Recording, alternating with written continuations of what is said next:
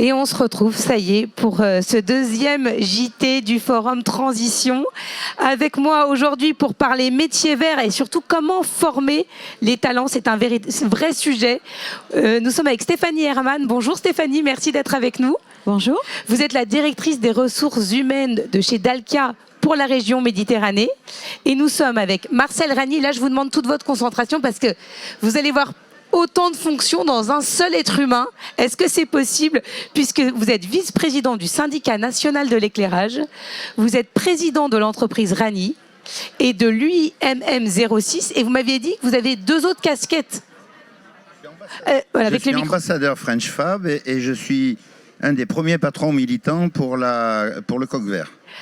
Tout ça dans un seul homme. Je suis très impressionnée. Je dors pas beaucoup. Mais nous non plus, hein, je vous rassure. On va commencer avec Stéphanie. C'est vrai que le recrutement, c'est un vrai sujet, surtout par rapport aux préoccupations actuelles. Comment on recrute chez Dalkia? Est-ce que vous arrivez déjà à recruter les talents nécessaires pour ces métiers divers? Alors c'est vrai que le recrutement, c'est extrêmement difficile, hein, puisque toutes les entreprises recrutent et toutes les entreprises recrutent dans les métiers verts ou les métiers liés à la transition écologique. Mais c'est aussi une opportunité, c'est une vraie chance, puisqu'on est sur des métiers porteurs d'avenir. Hein. Dalkia développe les énergies renouvelables, travaille dans l'efficacité énergétique, dans la récupération d'énergie, en accompagnant ses clients pour les aider à économiser l'énergie et à diminuer les émissions de CO2. Donc voilà, tout ça, ça parle finalement à nos candidats à l'embauche, puisque les candidats à l'embauche aujourd'hui, et c'est particulièrement vrai chez les jeunes, viennent dans l'entreprise parce qu'ils sont en quête de sens. C'est-à-dire qu'ils ont envie de travailler dans des entreprises où ils se sentent bien, qui préservent la planète et où ils puissent faire carrière. Donc oui, les difficultés sont évidentes, mais on sait attirer les candidats. On travaille beaucoup sur notre marque employeur. Hein, on partage aussi nos valeurs de solidarité, nos valeurs donc de préserver demain un monde meilleur. Et donc on reçoit beaucoup de candidatures. Alors maintenant on se bat, hein, puisqu'on n'est pas les seuls sur le marché. Mais je crois que voilà, on a des métiers qui sont porteurs de sens et qui résonnent vis-à-vis de nos candidats à l'embauche. Et comment on recrute? On recrute forcément différemment d'il y a quelques années. Je suppose que les méthodes sont pas les mêmes. Est-ce qu'on va sur les réseaux sociaux? Est-ce qu'on va même sur TikTok pour aller recruter des jeunes, en tout cas leur donner envie? Vous parliez de la marque employeur, c'est fondamental. On voit de plus en plus de jeunes qui sortent des écoles et finalement qui entreprennent et pour qui finalement le groupe attire moins. L'entreprise, la grosse entreprise attire moins. Donc qu'est-ce qui fait qu'on devient attirant et qu'on a envie de rentrer chez Dalkia aujourd'hui? Alors c'est vrai qu'on s'est remis en question, hein. Il a fallu qu'on change nos modalités de recrutement, nos pratiques de recrutement, et on parle souvent chez Dalkia de recruter autrement. Il a fallu aussi qu'on change la vision de nos managers, qui cherchaient, je le dis souvent, un peu le mouton à 5 pattes. Aujourd'hui, il faut accepter l'idée de l'inclusion. Il faut accepter l'idée peut-être un peu plus de la différence. Alors comment est-ce qu'on s'y prend? On a développé beaucoup déjà l'alternance, hein, chez Dalkia. On développe aussi beaucoup ce qu'on appelle la préparation opérationnelle à l'emploi collective, c'est-à-dire qu'en partenariat avec Pôle emploi et l'IUMM justement du 84, on accompagne des demandeurs d'emploi qui sont en reconversion professionnelle pour leur faire découvrir nos métiers, pour les faire progresser dans les métiers, pour leur proposer des contrats en alternance. Et vous voyez, cette année par exemple, c'est une très belle initiative au niveau du territoire. On a proposé 10 CDI à des anciens demandeurs d'emploi. Donc voilà comment, par exemple, on travaille, hein, c'est-à-dire que ça résonne vis-à-vis de nos valeurs. Je parlais de responsabilité sociétale d'entreprise tout à l'heure, mais très concrètement, voilà une action qui nous permet de recruter autrement, c'est-à-dire d'attirer des talents, les former à nos métiers, leur proposer des parcours de carrière pour qu'ils se projettent durablement dans l'entreprise, puisque Laura, vous le savez, recruter c'est bien, mais fidéliser c'est quand même mieux. Et aujourd'hui, on a à gérer des salariés peut-être un peu plus volatiles que par le passé, puisqu'effectivement le marché du travail est en tension. S'ils ne s'en sentent pas bien dans l'entreprise, ils vont voir ailleurs. Donc ça aussi, ça nous oblige à proposer des environnements de travail très propices au bien-être, où chacun de nos collaborateurs puisse se projeter durablement. Et est-ce qu'il y a une politique spécifique régionale pour le recrutement, où il y a une ligne de conduite Dalkia France, où il y a des spécificités forcément par rapport aux différentes régions, et puis on n'attire pas les mêmes talents? C'est un peu plus facile de les attirer en Méditerranée quand même. C'est tout à fait exact. C'est plus simple. Non, on travaille vraiment en liaison étroite avec la direction de la communication du groupe Dalkia, puisque quand on parle de marque employeur, de promotion de la marque, on fait ça main dans la main avec la direction de la communication. Les éléments de langage sont importants. Je parlais tout à l'heure de valeurs. Il faut bien choisir les mots sur lesquels il faut qu'on communique. Et puis aussi, on a un autre enjeu, c'est celui de féminiser nos métiers. Et ça aussi, c'est très, très important, puisque vous le savez sans doute, dans les métiers de l'industrie, on n'a pas assez de femmes. Donc, il faut aussi qu'au travers de la communication attachée à la marque employeur, qu'on dise aux femmes d'oser nous rejoindre.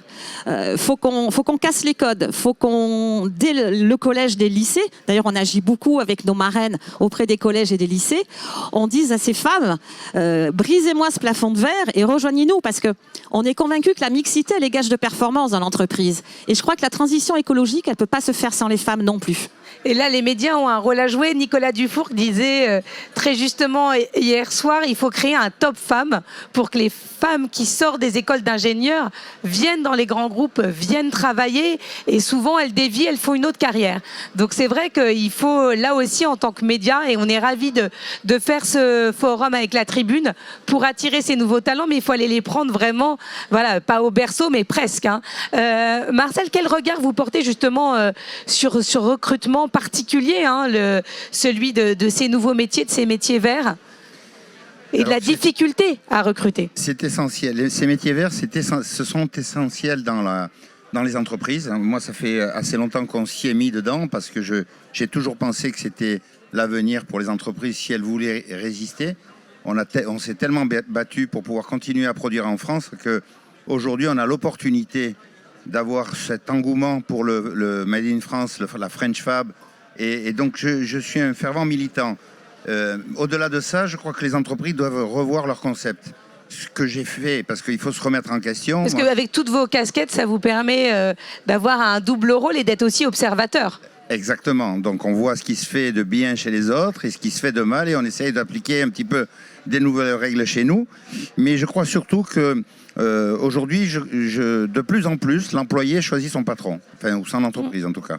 Et c'était pas comme ça il y a 10, 15, 20 ans et plus. Et donc, il faut leur donner envie de venir chez nous.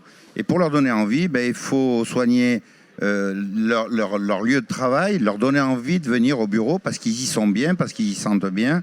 Pouvoir faire, je donne quelques exemples, mais des horaires aménagés, des salles de sport, des grandes salles de vie, pour qu'ils puissent, des tisaneries, pour qu'ils puissent prendre le café et couper un petit peu.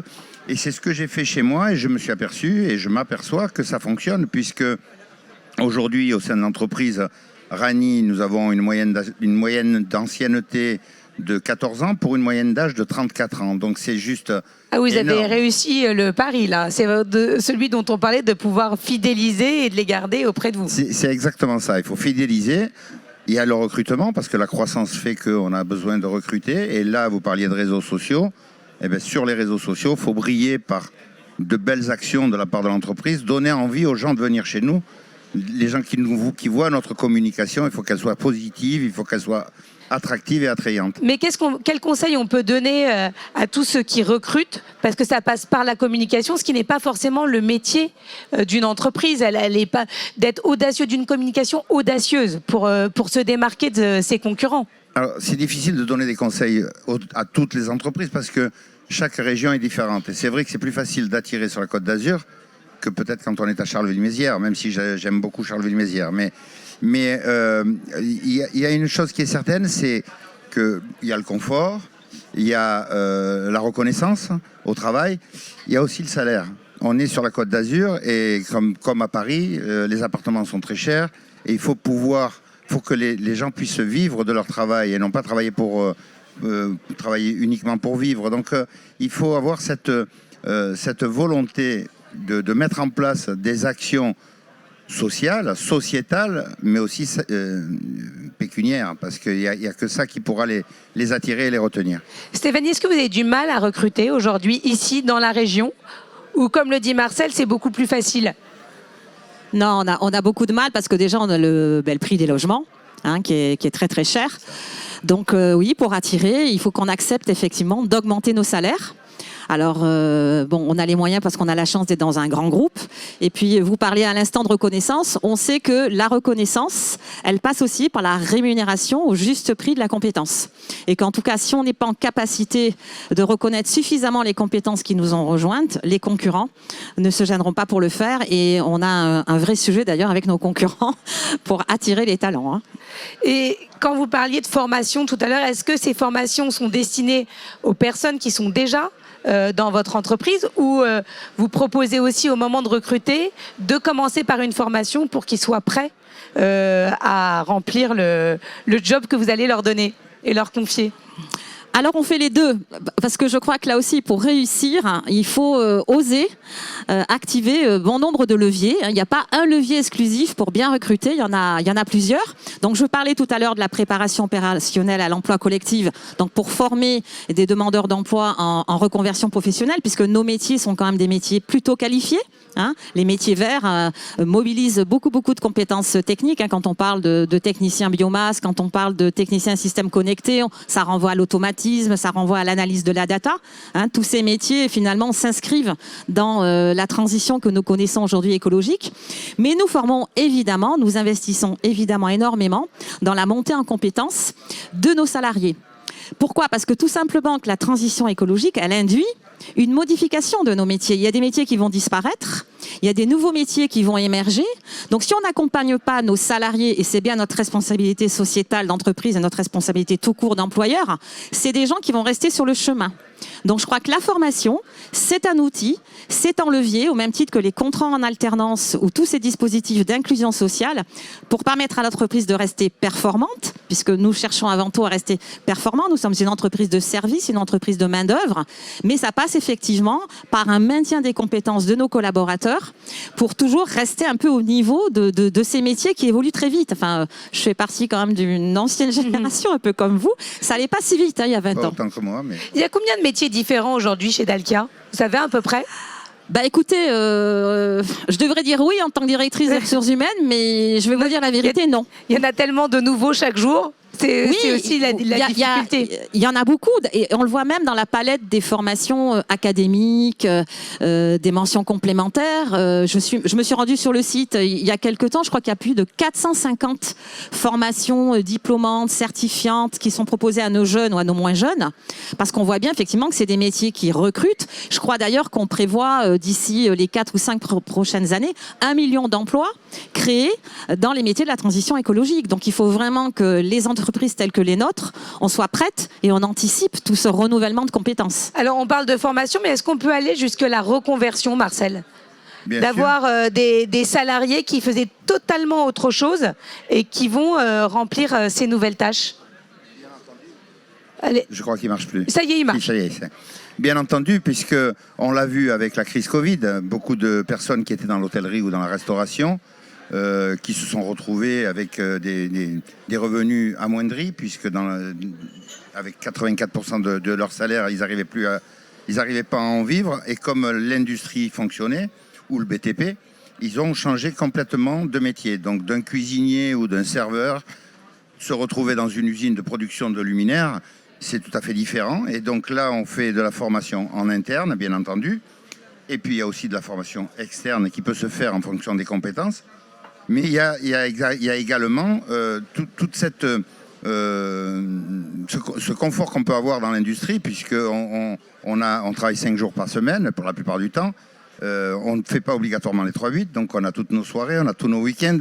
Donc ça peut attirer beaucoup de monde et ça en a attiré beaucoup. On parlait de féminisation aussi. Moi, la production, c'est une ancienne ferronnerie, donc la féminité dans une ferronnerie, il n'y en avait pas beaucoup. Aujourd'hui, nous avons des femmes qui se proposent à venir chez nous, on les incite à venir dans l'industrie. Aujourd'hui, au sein de Rani, on a embauché 6 femmes dans la production qui sont enchantées d'être rentrées dans la production. Et ça fait quel pourcentage aujourd'hui ? Alors, je crois qu'on est en tout, sur la société Rani, on est à 30% à peu près. Ah, c'est bien. Ce qui est pas mal. Ce qui est pas mal vu le secteur dans lequel vous officiez. C'est pas évident. Bravo. Est-ce que vous recrutez tous les deux? Un petit mot pour la fin. Autant là, vous êtes en pleine période de recrutement ou? Moi, oui, on recrute tout le temps. Moi, ça fait 16 ans que j'ai repris la direction et depuis 16 ans, j'ai pas cessé d'embaucher puisqu'on est passé de 46 à 165 dans le groupe. Et on continue puisqu'on a de beaux chantiers en prévision et donc on continue à embaucher, à prendre beaucoup d'alternance. J'en ai 8 en ce moment et donc... Et l'alternance, c'est créer la main-d'œuvre de demain. Et le réseau privilégié pour rentrer en contact avec vous, c'est LinkedIn? Par exemple LinkedIn, hein, mais on a un site d'Alkia, donc accessible à l'ensemble des candidats qui ont envie de nous rejoindre, parce que nous aussi, nous recrutons tout le temps. Hein. D'Alkia, c'est plus de 2000 embauches chaque année. Sur Méditerranée, c'est 200 à 250 embauches. Sur Côte d'Azur, c'est 40 embauches chaque année, et avec une dizaine d'alternants là qui viennent de nous rejoindre. Donc, on promeut complètement l'emploi au sein d'Alkia. Merci infiniment, merci à tous les deux. Merci à vous.